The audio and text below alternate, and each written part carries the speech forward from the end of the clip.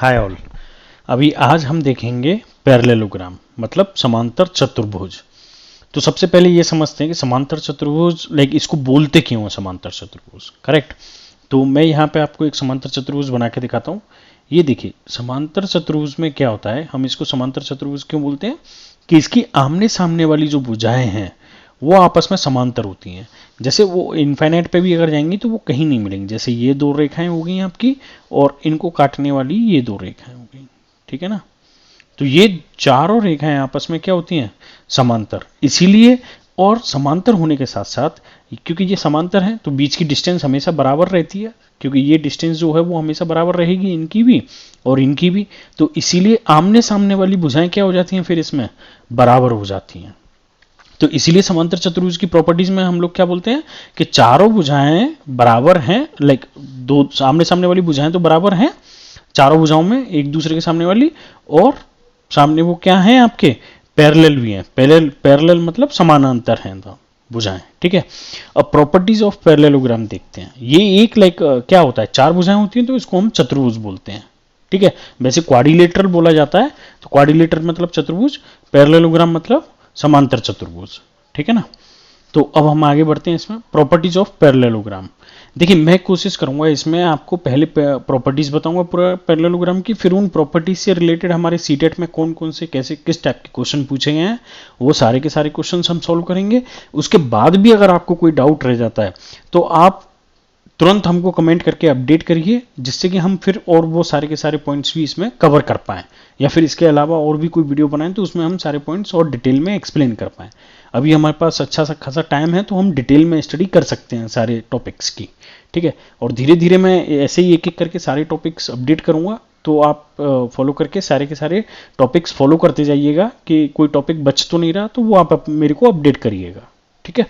तो हम आगे बढ़ते हैं इसमें प्रॉपर्टीज ऑफ पैरेललोग्राम। अब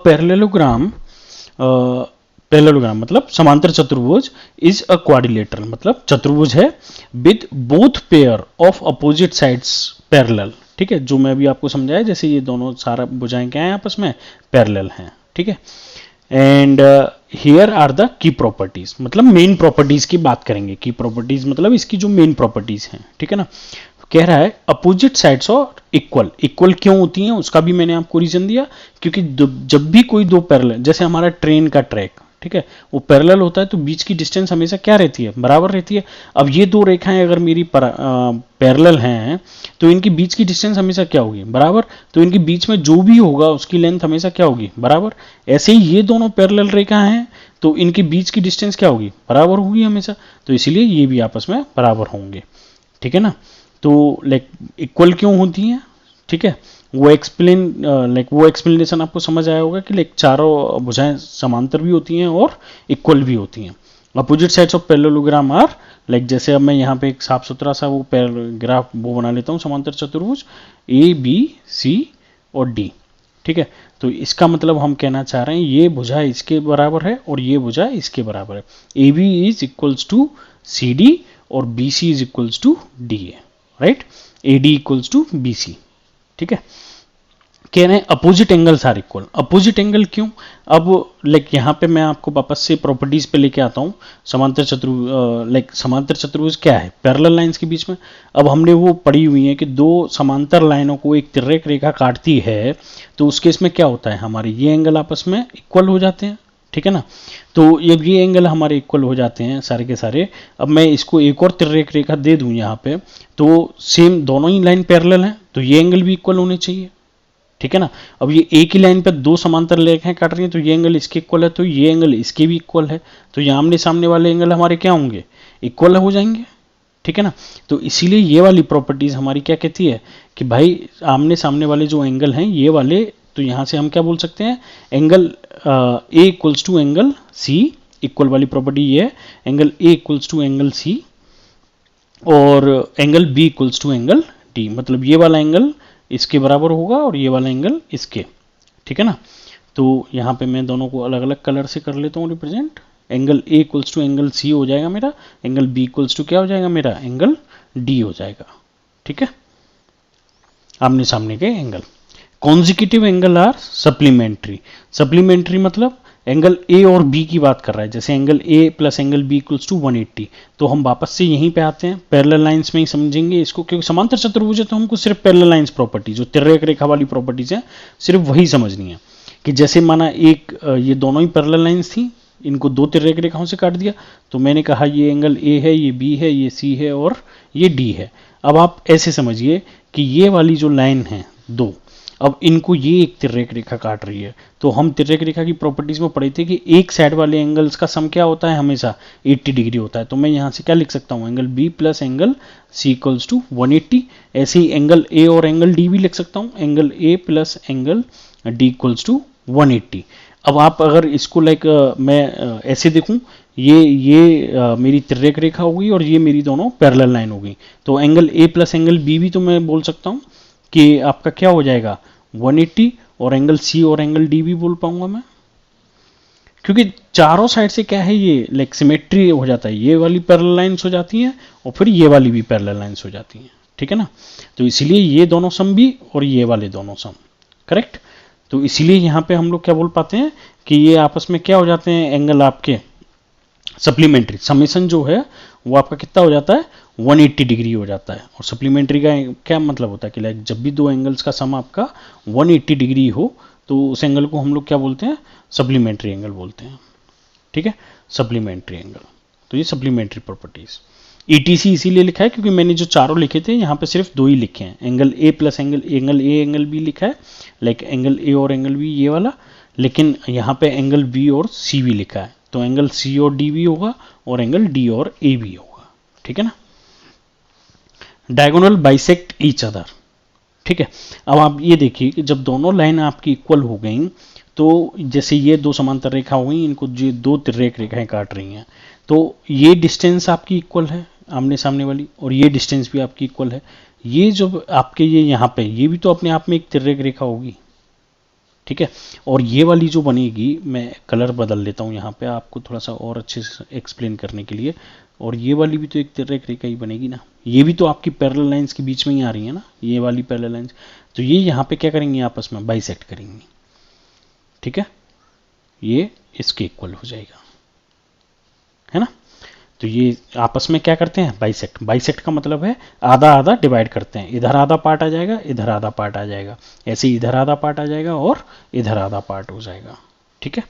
तो ये यहाँ पे ये वाली diagonal of parallelogram by intersect at there mid point, मतलब बाइसेक्ट करते हैं। मिड पॉइंट मतलब जस्ट मिड पॉइंट, आधा आधा डिवाइड करेगा, हाफ हाफ, ठीक है।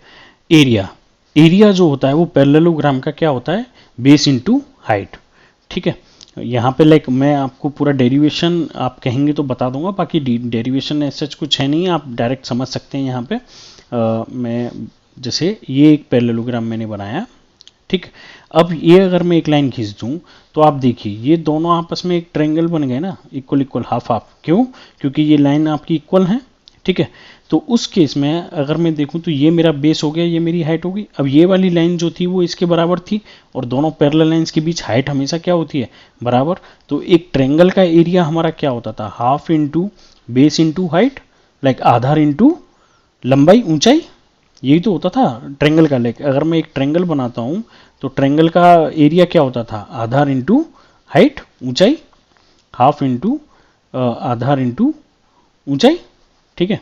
ये आपका है ना बेस इंटू हाइट।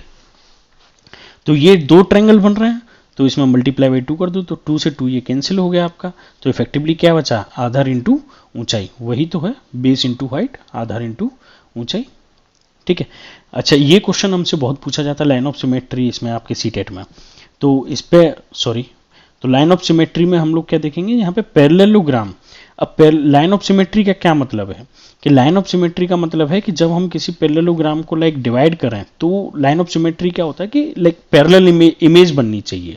जैसा अगर मेरा जिस लाइन के लेफ्ट साइड में है, वैसा ही मेरा किस साइड में होना चाहिए, राइट साइड में होना चाहिए।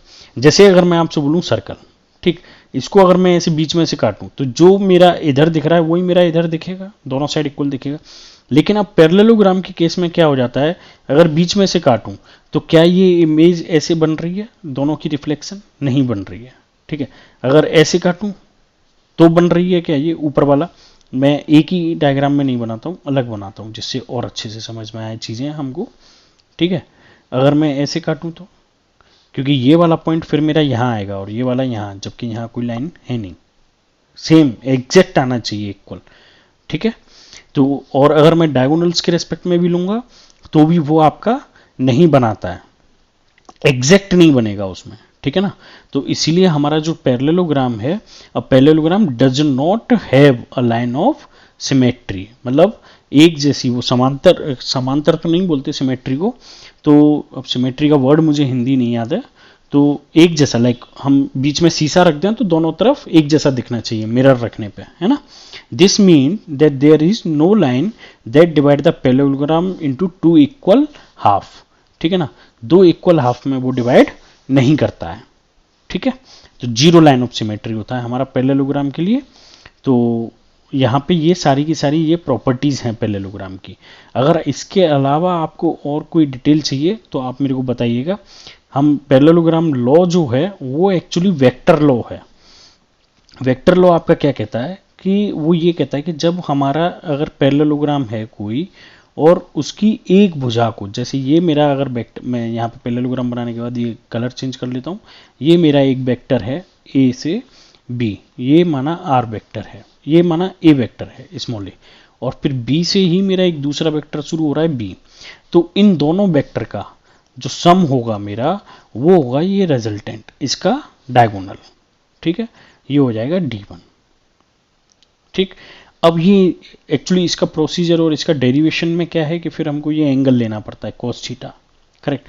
जब हम D1 का स्क्वायर लिखते हैं तो D1 स्क्वायर का A1 square B1 square plus 2AB cos theta, ये डायगोनल प्रॉपर्टीज आती हैं, लेकिन सीटेट में इतना डेप्थ में पूछा नहीं जाता, तो इसलिए मैंने ये पूरी की पूरी डिटेल ना लिख के सिर्फ आपको यहाँ पे ये फॉर्मूला दिया हुआ है, ठीक है ना।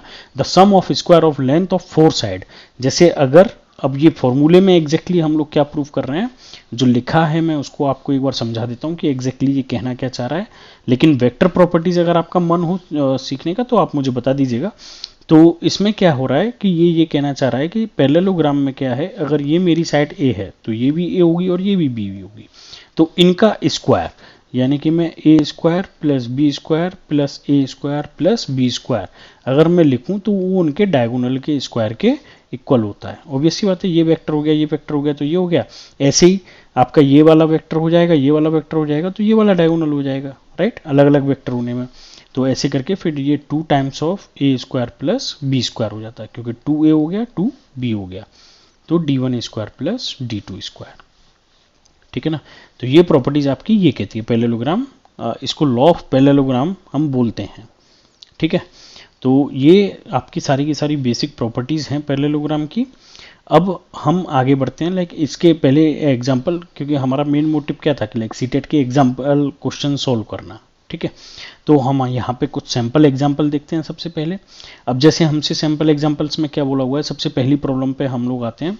हमसे बोला हुआ है, मैं ये कलर चेंज कर लेता हूँ थोड़ा, हमसे बोला हुआ है the question if area of parallelogram, मतलब समांतर चतुर्भुज का एरिया दिया हुआ है हमको कितना, 100 centimetre square and it's base is 20।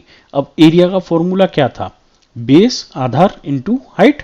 अब एरिया मुझे दे दिया 100 और बेस कितना है 20, तो हाइट, ठीक है, फाइंड द हाइट, हाइट ही तो निकलना है, तो हाइट इक्वल्स टू कितना हो गया 100 डिवाइडेड बाई 20, तो ये कितने टाइम्स कैंसिल हो जाएगा 5 टाइम्स।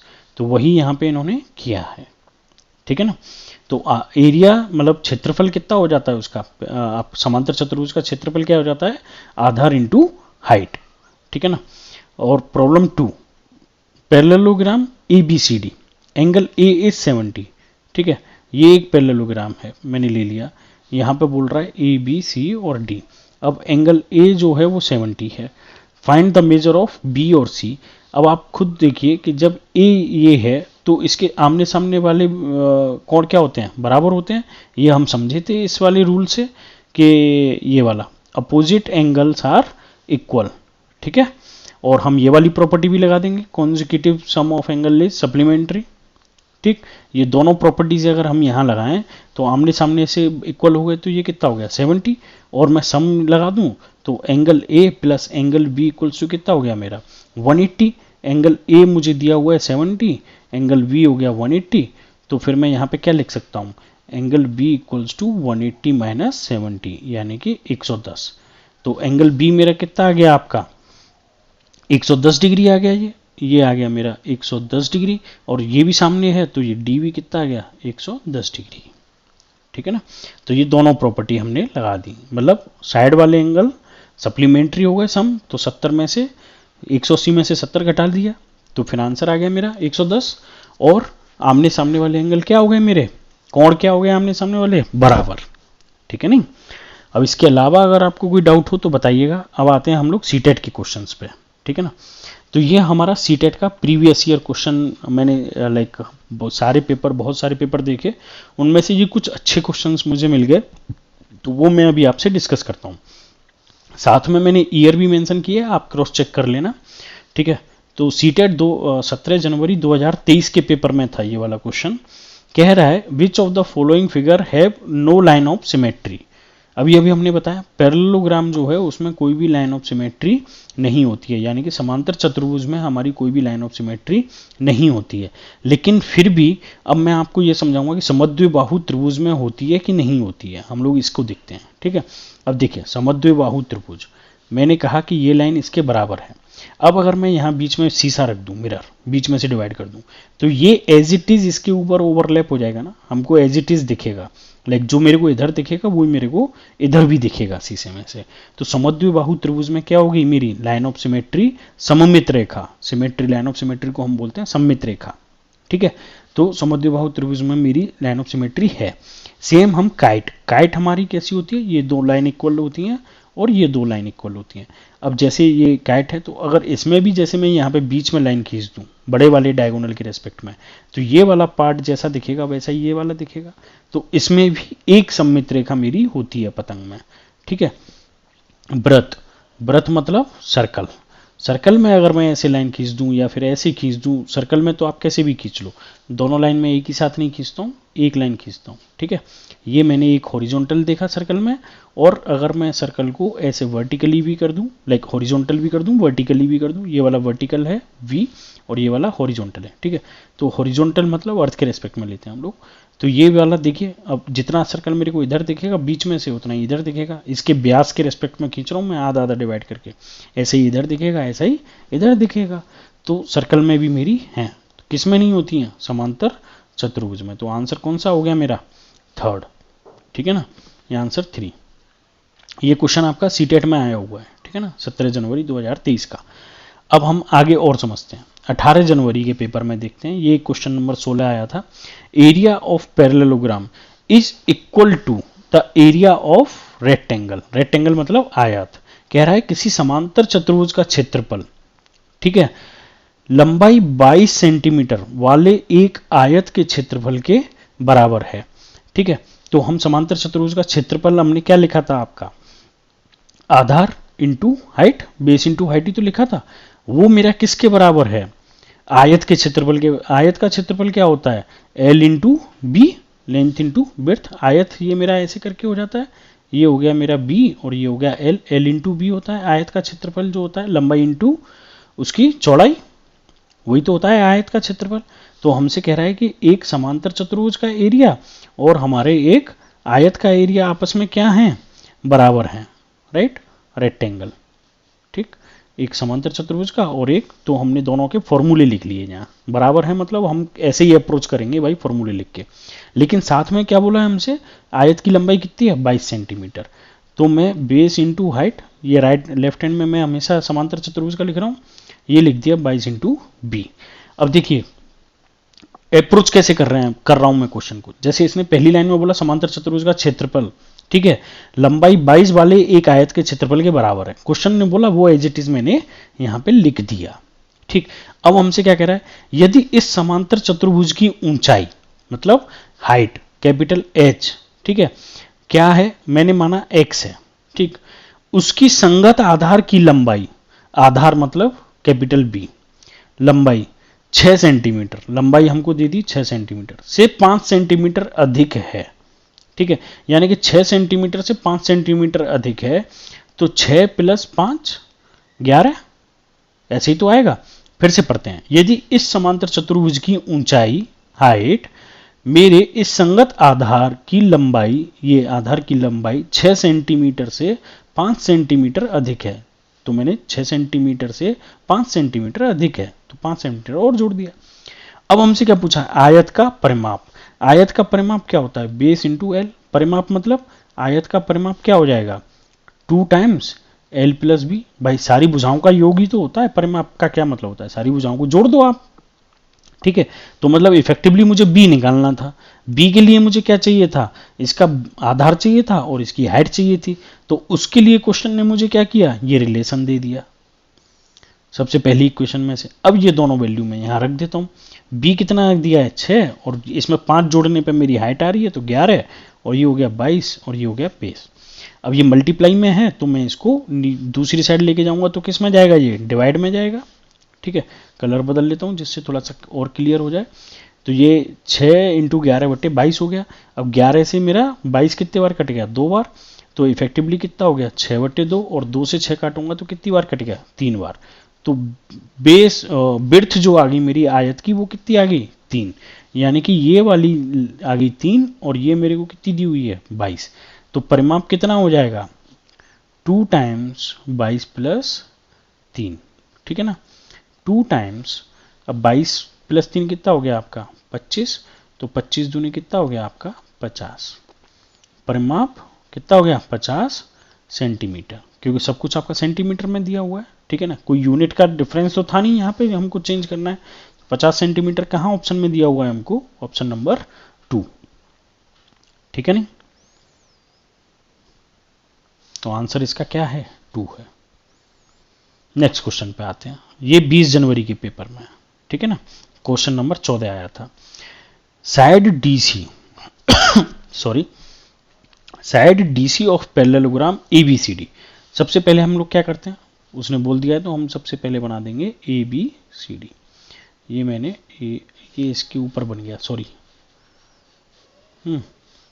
हम लोग क्या करते हैं? ये मैंने एक पैरेललोग्राम बना लिया, ए बी सी और डी, ठीक है। कह रहा है साइड डीसी, ये वाली जो नाम पहले आता है हम वहां से शुरू करते हैं और जो बाद में आता है वहां तक जाते हैं, ये चीज याद रखना। डी पहले है तो मैं डी से शुरू करूंगा। ऑफ अ समांतर चतुर्भुज, राइट, पैरेललोग्राम। यहाँ पे ये हिंदी में लिखा हुआ है। किसी समांतर चतुर्भुज एबीसीडी की भुजा डीसी को बिंदु ई तक इस प्रकार बढ़ाया जाता है, बिंदु ई तक। अब डी से सी की तरफ जाके बढ़ा रहे हैं हम ई तक, ये मत कर देना कि सी से डी की तरफ जा रहे हैं, ठीक है ना। तो कहां तक गए हम? ई तक आ गए भाई साहब। के बीसीई, बीसीई ये वाला जो एंगल है वो मेरा कितना हो जाता है? बीसीई 70 डिग्री हो जाता है। ये मेरा एंगल जो है वो 70 डिग्री है। फिर कह रहा है यदि डीएबी, डीएबी ये एंगल कितना है मेरा? x है। एडीबी 40 है। एडीबी, अच्छा मतलब यहां पे ये इन्होंने कनेक्ट किया हुआ है, ठीक है। फिर बोल रहा है ये 40 है। डीबीसी, डीबीसी ये वाला एंगल जो है वो मेरा क्या है? 22। फिर कह रहा है बीडीसी, ठीक है ना। बीडीसी यहां क्लियर नहीं दिख रहा, अच्छा बीडीसी जेड है, ठीक है। बी डी और सी ये वाला एंगल जो है ये क्या है मेरा? जेड है, ठीक है। फिर हमसे क्या पूछ रहा है? X plus y plus z की वैल्यू बताओ। अब देखिए इस क्वेश्चन को हम लोग अप्रोच कैसे करेंगे, ठीक है। अब देखिए ये एक्स दिया हुआ है, ठीक। इसके सामने वाला एंगल हमेशा, जैसे ही पैरेललोग्राम समांतर चतुर्भुज की बात हो रही है तो सामने वाले एंगल देखना शुरू कर दिया करो जब भी एंगल की बात हो। तो angle A equals to angle C होगा, प्रॉपर्टी हम अभी अभी पढ़े थे। एंगल ए इक्वल्स टू क्या होना चाहिए? Angle C. अब एंगल ए क्या है मेरा? सॉरी, एंगल ए है मेरा एक्स, और एंगल सी जो है वो क्या होगा वो मुझे नहीं मालूम है। तो एंगल सी अगर मुझे निकालना है तो मैं डी सी एफ, ये पूरा एक ही लाइन पे एंगल बन रहा है ना, ठीक है ना। जब ये पूरा एक लाइन पे जैसे ऐसे ऐसे करके ये पूरा एक लाइन पे एंगल बन रहा है तो 180 डिग्री का हुआ ना। D C F equals to कितना हो गया? 180 डिग्री। इसको मैं कैसे लिख सकता हूं? D C B plus B C F 180। तो ये एंगल डी सी बी, मतलब एंगल सी जो मुझे निकालना है अंदर वाला, डी सी बी ये वाला, ठीक है, ये वाला है ना, समझाने के लिए किया है, नहीं तो फिर वो अजीब सा हो जाएगा graph. Plus B C F कितना है मेरा 70, ये वाला, ठीक। तो वो कितना है आपका 180, है ना। तो जब ये 180 है तो एंगल सी इक्वल्स टू कितना होगा 180 माइनस 70, यानी कि 110 डिग्री। तो ये एंगल आपका कितना आ जाएगा यहाँ पे 110 डिग्री आ जाएगा, ठीक। यही कह रहा था मैं, वो मिट ना जाए, है ना। तो ये कितना आ गया आपका 110 डिग्री। तो यानी कि एंगल सी इक्वल्स टू कितना हो गया मेरा 110, और एंगल सी इक्वल्स टू 110 हो गया, तो एंगल एक्स इक्वल्स टू कितना हो गया 110, क्योंकि तीनों आपस में क्या है बराबर हैं। तो एक प्रॉपर्टी से ये आमने सामने से हमने ये कैलकुलेट कर लिया, ठीक है नहीं। अब हम दूसरी प्रॉपर्टीज लगाते हैं, ठीक है। अब ये देखिए ट्रेंगल, देखिए ए डी और बी, है ना। इस ट्रेंगल को मैं यहां बना लेता हूं, ए डी और बी, ये हो गया ए, ये हो गया डी और ये हो गया बी। ए है मेरा 110 एक्स जो था, और ये एंगल है मेरा कितना 40, ये मुझे दिया हुआ है 40 डिग्री, और ये मुझे नहीं पता। तो क्या मैं triangle properties angle sum property लगा सकता हूँ कि क्या होता है angle A plus angle B plus angle D equals to कितना हो जाएगा मेरा 180 डिग्री। एंगल ए कितना है मेरा 110, और एंगल बी मुझे पता नहीं है, और एंगल डी कितना है मेरा 40। तो यहां से कितना निकल आएगा एंगल बी इक्वल्स टू कितना हो गया मेरा एंगल बी प्लस 110 प्लस 40 कितना हो गया 150 इक्वल्स टू 180। तो यहां से एंगल बी इक्वल्स टू कितना हो गया 180 माइनस 150, ठीक है। तो angle B equals to 30 degree, ठीक है ना। तो इसका मतलब ये है कि मेरा ये वाला जो एंगल आ गया वो कितना आ गया मेरा 30 डिग्री आ गया, करेक्ट। अब आप देखिए यहाँ पे, अब वो तिर्यक रेखा वाला प्रॉपर्टीज लगा देंगे। अब इसमें अलग अलग एक्चुअली कई सारे पैरामीटर पूछें तो हमको कई सारी प्रॉपर्टीज लगानी पड़ेंगी वैल्यू निकालने के लिए। अब angle B plus angle C क्या होता है समांतर चतुर्भुज में 180 डिग्री होता है, तो वो करते ही हमारी y की वैल्यू आ जाएगी। तो angle B equals to angle B plus angle C equals to कितना होता है 180 डिग्री। सप्लीमेंट्री एंगल हम पढ़ाए थे अभी सबसे ऊपर प्रॉपर्टीज में जस्ट, ठीक है। तो ये कितना हो जाएगा मेरा 180 डिग्री, ठीक। तो एंगल बी इक्वल्स टू मैं कितना लिखूंगा 30 प्लस बाई, क्योंकि पूरा एंगल लिखना है मुझे, इसके डिवाइड से तो कोई मतलब है नहीं मुझे। तो ये कितना हो गया 30 प्लस बाई, और एंगल सी इक्वल्स टू 110, तो ये कितना हो गया 180। 30 प्लस 110 इक्वल्स टू कितना हो गया मेरा 140, 180। तो y इक्वल्स टू कितना हो गया 180 माइनस 140, तो आंसर कितना आ गया यहाँ 40। तो ये y इक्वल्स टू कितना आ गया मेरा 40, ठीक है। अब आप देखिए ये एंगल b किसके बराबर होना चाहिए एंगल d के, यही तो प्रॉपर्टी थी, आमने सामने वाले एंगल बराबर होते हैं। अब एंगल b कितना है मेरा 30 प्लस 40 बाई के रेस्पेक्ट में, और वो कितना है मेरा 40 प्लस जेड, ठीक है। तो ये जब 40 को इधर लाएंगे तो 30 प्लस 40 माइनस 40, एंगल जेड ही तो निकालना है मेरे को। 40 से 40 खत्म हो गया, तो जेड इक्वल्स टू कितना आ गया मेरा 30 डिग्री। अब देख लीजिए एंगल एक्स बाई जेड तीनों की वैल्यू मैंने निकाल ली। एक्चुअली इफेक्टिवली तो डी है, बट मैं जेड की वैल्यू निकाल रहा था यहाँ, ये एंगल नहीं है ये जेड है, ठीक है, पैरामीटर जेड है, ठीक है। तो x की वैल्यू कितनी आ गई मेरी, मैं तीनों वैल्यू यहां लिख लेता हूं। x इक्वल्स टू कितना आया था मेरा 110, यहां से सबसे पहले जो हमने निकाला था वो x ही निकाला था। फिर y इक्वल्स टू कितना आया था मेरा यहां से ये रहा 40। फिर z इक्वल्स टू कितना आया मेरा 30। चलिए अब हमसे क्या पूछा था x plus y plus z, तो तीनों को जोड़ देते हैं x plus y plus z, तो 110 प्लस 40 प्लस 30, तो इफेक्टिवली कितना हो गया 110 प्लस 70 यानी कि 180। आंसर 3 है हमारा। इसमें सिर्फ जितना आप प्रॉपर्टीज की एक्सरसाइज उसको साफ सुथरा फिगर बना के आप जितना जल्दी जल्दी करोगे, अभी तो क्या है कि मैं तो क्या है आपको एक्सप्लेन कर रहा हूँ तो थोड़ा ज़्यादा टाइम लिया मैंने एक्सप्लेन करने में एक एक पैरामीटर को लिख के, लेकिन जब एग्जाम में हम सॉल्व करते हैं तो ऐसे थोड़े से ज़्यादा प्रैक्टिस करके और कोशिश करते हैं कि जितना जल्दी जल्दी आंसर हो पाए जल्दी से। लाइक 70 है तो 110, ये सारा लिखते नहीं है, माइंड कैलकुलेशन। 180 है तो ये 110 हो गया, तो x 110 हो गया, 110 प्लस 40 मतलब 150, ये ट्रायंगल है तो ये 30 हो गया, ये 30 हो गया, तो 30 प्लस लाइक 110 और लाइक प्लस 30 140, और दोनों का सम हमको 180 चाहिए तो ये 40 हो गया डायरेक्ट, और जब ये 40 हो गया तो 40 से 40 कैंसिल, तो ये 30 हो गया। करेक्ट, डायरेक्ट हम करते जाते हैं माइंड कैलकुलेशंस के रेस्पेक्ट में, प्रॉपर्टीज हमको याद होनी चाहिए। तो इसका आंसर क्या है हमारा थर्ड, यानी कि 180 डिग्री। ये सीटेट 25 जन 2023 में आया है। कह रहा है side A B of parallelogram A B C D is produced to point E. ठीक है, अब हम कौन सी साइड को प्रोड्यूस कर रहे हैं, हमसे कह रहा है कि किसी समांतर चतुर्भुज ए बी सी डी की भुजा ए बी, राइट।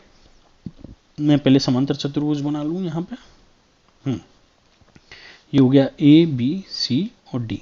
कह रहा है ए बी, जैसे जिस पॉइंट से लिखे हम उस पॉइंट से चालू करते हैं। अगर ये बी ए लिखता तो मैं यहाँ से शुरू करता, ठीक है, इधर आता ऐसे करके, लेकिन कह रहा है ए बी, तो हम लोग किधर जाएंगे, दूसरी डायरेक्शन में, ए और बी ऐसे को ई तक बढ़ाया गया। ठीक है, ये भी पिछले जैसा ही क्वेश्चन है, ई तक बढ़ाया जाता है। ठीक है, फिर हमसे कह रहा है बी ए और डी, ये हमको कितना दे दिया इसने x। फिर कह रहा है ए डी और सी, ये कितना दे दिया 50। जैसे ही ये दिया, देखो आपको आइडिया होना चाहिए, ए और डी आजू बाजू में हो गए, तो x की वैल्यू इफेक्टिवली इसने कितनी दे दी 130। कैसे, क्योंकि ये दोनों का सम कितना होता है 150 होता है। ठीक है, सॉरी क्या कह रहा हूं मैं, इन दोनों का सम कितना होता है 180 होता है। 180 में से 50 गए तो कितना बचा आपका 130 बचा। ठीक है ना, लाइक एग्जाम में कैसे करते हैं वो चीज़। ठीक है ना, ये सेम क्वेश्चन है, ये देखिए, ये इसमें भी x plus y plus z निकलवाया है, जबकि ये 25 जनवरी 2023 में आया था, और ये पिछला वाला क्वेश्चन कब आया था, ये 20 जनवरी 2023 में। ठीक है ना, तो यहाँ पे हम वापस आते हैं, समझते हैं इसको। ये 50 हो गया, तो यानी कि x की वैल्यू मैंने माइंड कैलकुलेशन से कितनी निकाल ली 130, पर फिर भी मैं यहाँ लिख देता हूँ angle A plus angle D equals to कितना होता है हमारा 180। सप्लीमेंट्री कोड होते हैं साइड वाले समांतर चतुर्भुज में, याद रखेंगे हम। तो ये कितना हो गया आपका x प्लस 50 इक्वल्स टू 180, तो x इक्वल्स टू 180 माइनस 50, तो ये कितना आ गया आपका 130। ठीक, x की वैल्यू निकाल ली हमने। फिर कह रहा है ए डी सी, ये ओके। अब बी सी डी ये कितना दे दिया इसने 22। आमने सामने वाले समांतर चतुर्भुज में क्या होते हैं, इक्वल होते हैं, तो x इक्वल्स टू कितना हो गया आपका, y इक्वल्स टू कितना हो गया आपका 130। ये भी वैल्यू निकाल ली आमने सामने वाले, क्यों, क्योंकि एंगल ए इक्वल्स टू कितना होगा आपका एंगल सी, अभी अभी पढ़ा है 1 मिनट पहले। ठीक है ना, तो बी सी डी। फिर कह रहा है सी बी ई, ये बाहर वाला एंगल, ये कितना बोल दिया जेड।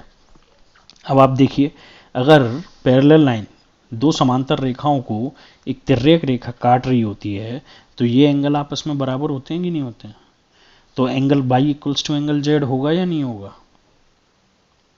होगा ना। तो एंगल y इक्वल्स टू क्या हो जाएगा आपका जेड। ठीक है ना, ये आपस में बराबर होते हैं तिर्यक रेखाओं के रेस्पेक्ट में, याद रखेंगे हम। तो y इक्वल्स टू क्या हो गया z, और इक्वल्स टू मेरा x गिवन है, यानी कि तीनों की वैल्यू फाइनली मेरी कितनी हो गई 130। फिर हमसे कह रहा है x plus y plus z का मान बताओ। जब तीनों की वैल्यू 130 हो गई तो हम तीनों को जोड़ देंगे, x plus y plus z, तो ये 130 प्लस 130 प्लस 130, तो 13 दूनी 26, 13 ती 39, 390। लाइक जल्दी से कैसे क्वेश्चन करना है, प्रॉपर्टीज आपको याद रहेंगी तो आप जल्दी से जल्दी कर पाओगे। ठीक है ना, तो इसका आंसर कौन सा हो गया आपका फर्स्ट, आंसर फर्स्ट है इसका। ठीक है, अब आते हैं 28 जनवरी। ये पिछला वाला कौन सी जनवरी को आया था 25, और इससे पहले 20 जनवरी को जो आया था उसमें भी x plus y plus z कराया था और इसमें भी x plus y plus z कराया है। क्वेश्चन नंबर 28 पे आते हैं हम लोग, सॉरी 28 जनवरी के क्वेश्चन पे आते हैं। क्वेश्चन नंबर 15 आया था, ये कह रहा है diagonal of a parallelogram ABCD intersect each other at point O। Diagonal कैसे इंटरसेक्ट करते हैं आपस में, आधा आधा डिवाइड कर देते हैं एक दूसरे को, ठीक है, बाइसेक्ट करते हैं। तो ये डायगोनल हमारे क्या हो जाएंगे, मैं कलर चेंज कर लेता हूँ। ये डायगोनल आपस में अगर इस पॉइंट O पे डिवाइड कर रहे हैं तो ये पार्ट मेरा इस पार्ट के बराबर होगा और ये पार्ट मेरा इस पार्ट के बराबर होगा, ठीक है ना। आपस में बाइसेक्ट मतलब आधा आधा करते हैं, intersect each other at point O। If AOB, AO और B ये वाला मेरा एंगल कितना दिया हुआ है, थोड़ा सा मैं वो ले लेता हूँ डार्क, ठीक, रेड ले लूँ, ठीक है ना। ओ वही उड़ गया पूरा का पूरा, सॉरी। तो ये हो गया मेरा, ठीक है ना। अब इसी से बना लेता हूँ जिससे O और ये एंगल मेरे को कितना दिया हुआ है 70 डिग्री। DAC कह रहा है DA और C यानी कि ये वाला बाहर वाला, ठीक है, 32 डिग्री है। एंड DBC, DB और C ये इधर वाला, ये कितना दिया हुआ है हमको by. Then the value of, अब मतलब इफेक्टिवली मुझे क्या निकालना है, y की वैल्यू तो निकालनी है, ठीक है ना। तो y की वैल्यू निकालने के लिए अब हम लोग क्या करेंगे यहाँ पे सॉरी ये AOB मेरे को दिया हुआ है, AOB 70 डिग्री दिया हुआ है, करेक्ट। अब ये वाला देखिए, ये जब आधा कर रहा है ये एंगल को भी क्या करता है, बाइसेक्ट करता है ना। तो जब ये एंगल को बाइसेक्ट करता है, ये 32 डिग्री है, तो ये वाला एंगल भी कितना हो जाएगा मेरा 32 डिग्री, क्योंकि इसके अलावा और कोई प्रॉपर्टी है नहीं। अच्छा ऐसे मत करिए, इसको बाइसेक्ट पैरेललोग्राम की प्रॉपर्टीज में हम लोग नहीं देखे हैं, सॉरी, इसको मिटाने के चक्कर में, ठीक है नहीं। अब हम ये देखे थे ना कि पैरेलल लाइंस जो हैं, जैसे मैं आपको यहाँ पे थोड़ा सा विजुलाइज कराता हूँ, जैसे ये दो लाइन होगी मेरी और इसको एक तिर्यक रेखा ऐसे करके काट रही है, ठीक है, ये होगी लाइन A और ये होगी C, ठीक है। तो ये वाला एंगल जो है वो इसके बराबर होगा, जो जेड एंगल बनते हैं हमारे, ये वाला पॉइंट हो गया D और ये वाला पॉइंट हो गया मेरा B। तो ये आप विजुलाइज कर पा रहे हो, ये 32 डिग्री हो गया, तो ये वाला एंगल भी इसके ट्रायंगल के अंदर क्या हो जाएगा मेरा, ये हो जाएगा 32, ठीक है। क्यों हो गया समझ में आ रहा है ना, ये एंगल इसके बराबर हो जाता है जेड। ये थोड़ा सा मैंने इधर डॉट करके आपको ड्रॉ करके दिखाया है, ठीक। अब ये आपस में ये जो पूरी लाइन होती है, ये एंगल कितना होगा आपका 180 डिग्री होगा भाई। वो एक लाइन पे हमारा एंगल कितना बनता है 180 डिग्री बनता है। तो जब 180 डिग्री बनता है उसमें से 70 ये हो गया, तो बचा कुचा कितना हो गया ये मेरा, मैं ऐसे करके लिख सकता हूँ ना इसको, angle AOB plus angle BOC equals to 180 degree, ठीक है। ये 180 डिग्री अच्छे से नहीं लिखने में आया, मैं इसको इक्वल्स टू 180 डिग्री, ठीक है ना। तो AOB कितना दिया हुआ है मुझे 70 और BOC ये वाला एंगल मुझे निकालना है, तो मैं इसको एंगल O ही बोल देता हूँ, बार बार पे लिखने से अच्छा है। तो एंगल O पूरा ही लिख लो, नहीं तो कन्फ्यूजन ना हो जाए कि लाइक BOC O एंगल तो हमको दिया हुआ है, ठीक है ना, एंगल BOC। तो एंगल BOC जब मैं निकालूंगा तो 180 माइनस 70, तो इफेक्टिवली कितना हो गया ये 110 डिग्री हो गया। तो ये अंदर वाला एंगल कितना हो गया मेरा 110 डिग्री हो गया। अब आप ट्रायंगल देख लीजिए, ट्रायंगल कौन सा बन गया, त्रिकोण के त्रिभुज कौन सा बन रहा है, त्रिभुज BOC, जिसमें angle B plus angle C plus angle O equals to कितना होगा मेरा 180 डिग्री होगा। एंगल B की वैल्यू क्या है बाई, एंगल C की वैल्यू कितनी है मेरी 32 डिग्री और एंगल O की वैल्यू कितनी है 110 डिग्री, ठीक है। इक्वल्स टू कितना हो गया ये 180, ये इस लाइन के ऊपर लिख दिया मैंने, ये कितना हो गया आपका 180। तो y इक्वल्स टू कितना हो गया 180 माइनस 110 माइनस 32, तो y इक्वल्स टू 180 में से 110 गए तो मतलब 70 माइनस 32, तो y इक्वल्स टू 70 में से 32 गए तो 10 में से 2 गए तो 8, यहाँ बचा 6, 6 में से 3 गए तो 3। तो ये आ गया आपका y, ठीक है ना। ट्रायंगल प्रॉपर्टीज लगाई, एक लाइन पे एंगल के सम की लगा दी, और ये तिर्यक रेखा वाली आपकी जेड एंगल जो बनते हैं आपस में बराबर होते हैं, ठीक है। तो y की वैल्यू आ गई। अब जब y की वैल्यू आ गई तो हमको ये एक्सप्रेशन की वैल्यू निकालने में कितना टाइम लगेगा, कह रहा है 2y प्लस 15, तो 2 इंटू वाई की वैल्यू होगी 38 प्लस 15, 38 इंटू 2 कितना हो गया आपका 76 प्लस 15, और 76 प्लस 15 इक्वल्स टू कितना हो गया आपका 76 प्लस 15 हो गया 91। एंगल में है तो डिग्री आएगा, ठीक है। तो आंसर आपका कौन सा हो जाएगा, फर्स्ट, ठीक है। तो ये 4-5 क्वेश्चन मुझे मिले थे। आपको कोई और क्वेश्चन जिसमें आपको कंसेप्ट या प्रोसीजर या समझना हो, या फिर इन प्रॉपर्टीज़ के अलावा और भी कोई प्रॉपर्टीज़ आपको लग रहा हो कि रह गई है या फिर जो मुझे डिस्कस करनी चाहिए, तो आप मेरे को कमेंट में क्वेश्चन भी दे सकते हैं कि इस पेपर में ये क्वेश्चन है, तो मैं वो पेपर ढूंढ के ऑनलाइन अगर मुझे मिल जाता है तो मैं आपको एक्सप्लेन करता हूँ, ठीक है ना। आपको जो जो डिटेल्स चाहिए अच्छे से मैथमेटिक्स में तैयारी करने के लिए आप मेरे से डिस्कस करिए ऑनलाइन, या फिर मेरे से पूछते जाइए आप। Thank you for thank you.